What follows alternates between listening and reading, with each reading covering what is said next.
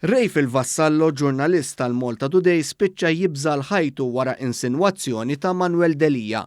Fil-qorti Vassallo ċaħad kategorikament l-allegazzjonijiet li għamel fil-konfronti għaw l-ex Chief of Staff ta' Austin Gatt, Manuel Delia. Fl-ibel li fetaħ Vassallo kontra Delia, il-ġurnalist tal-Malta Today ċaħad bil-qawwi l-allegazzjoni ta' Delia li qal li kien kompliċi fil-qtil ta' Daphne Caruana Galizia. Viżibilment emozjonat, Vassallo qal dan Delia jkellem il-miġema u kont imħasseb fuq xi attakki ta' tpattija li setgħu saru fuqi minn nies li setgħu rabtuni mal-qtil ta' Daphne Caruana Galizia. F'kitba li tella fuq il-blog tiegħu f'Ottubru li għadda, Manuel Delia allega li l-ġurnalist tal-Malta Today huwa parti minn komplott li qatel lil Daphne Caruana Galizia.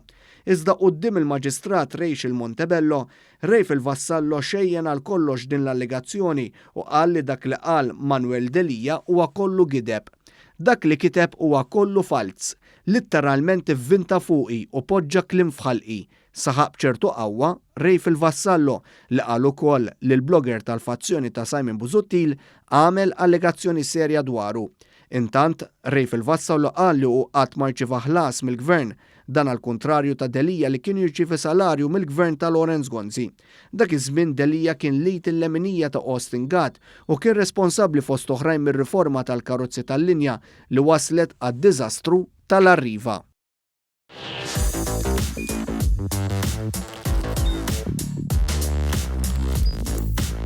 Idħol fuq one.com.mt u hemmhekk tista' tara l-programmi kollha li jxandru fuq One permezz ta' One Play.